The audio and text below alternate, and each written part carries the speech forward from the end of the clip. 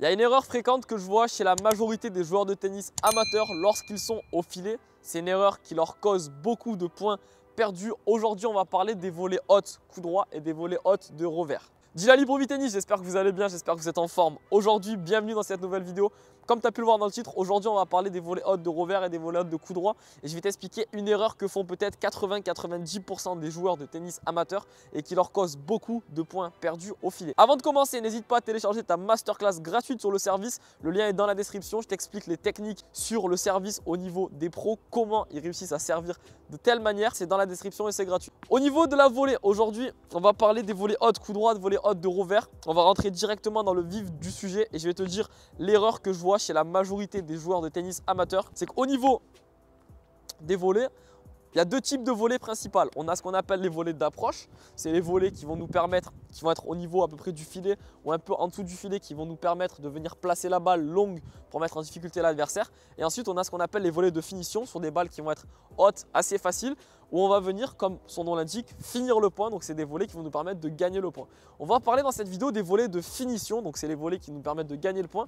Et sur les volées de finition, moi, il y a une erreur que je vois, c'est que la majorité des joueurs sont super à l'aise sur les volées de finition ici en coup droit et sont beaucoup moins à l'aise sur les volées de finition côté revers. Et je vois beaucoup de déchets sur les volées de finition côté revers. Et c'est ça l'erreur que font la plupart des joueurs, c'est que ils n'ont aucun problème à venir finir sur les balles hautes ici en coup droit. Et sur les volées de revers, je ne sais pas pourquoi, même si la balle est devant eux et que c'est une balle qui est facile, ils vont se retrouver à faire un petit coup ici de remise, à venir faire un coup placé. Et c'est un coup qui est totalement nul parce que ça permet juste à l'adversaire de se remettre dans le point et ça rééquilibre la vapeur au niveau de l'échange. Pour commencer, ce qu'on va faire, on va avoir le mur. Et avant ça, je vais te donner le conseil numéro 1 par rapport au volet et l'état d'esprit que je veux que tu développes. C'est que dès lors que tu es dans un point, que tu viens faire un coup et que tu viens monter au filet, je veux que tu aies dans ta tête un état d'esprit de te dire: si j'ai une balle facile, je dois tuer le point et je dois gagner le point.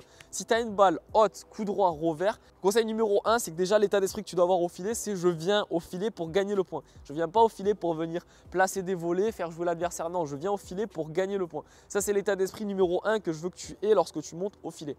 Conseil numéro 2, au niveau des volets hautes, on a beaucoup de facilité à venir ici claquer la balle. D'accord? Mais même sur les volées hautes, je vois beaucoup de balles sortantes, donc des balles fautes.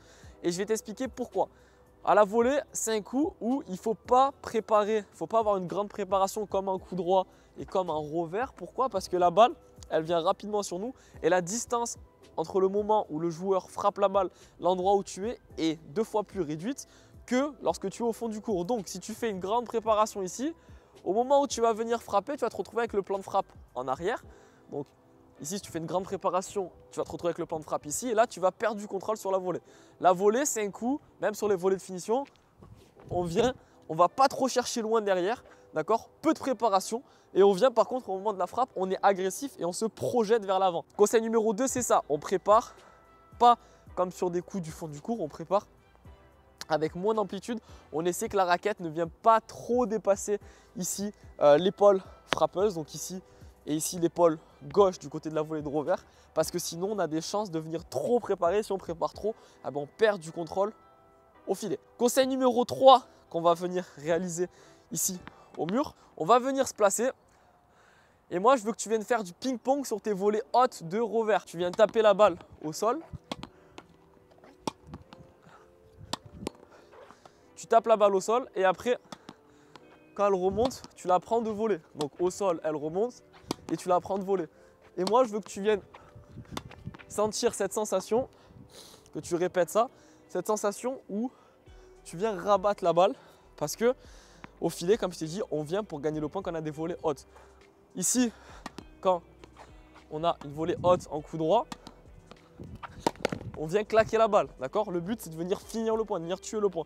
En revers, pour commencer, on va venir sentir la balle. Donc, je veux que tu sentes la balle. Et dès lors que tu te sens prêt, que tu as une balle qui te convient, tu viens la claquer, d'accord? Tu viens te mettre dans l'état d'esprit, dans ta tête, tu te dis comme si tu te disais un top. Et dès que tu dis ce top, je veux qu'en fait, la prochaine balle qui arrive, tu viennes la claquer comme si tu venais finir le point. Tu t'imagines que tu es en situation de match. et tu viens tuer le point, tu viens de faire une volée agressive. Donc je te le refais encore une fois. Tu répètes ici. Et là par exemple, top. Et tu viens finir le point avec une volée agressive.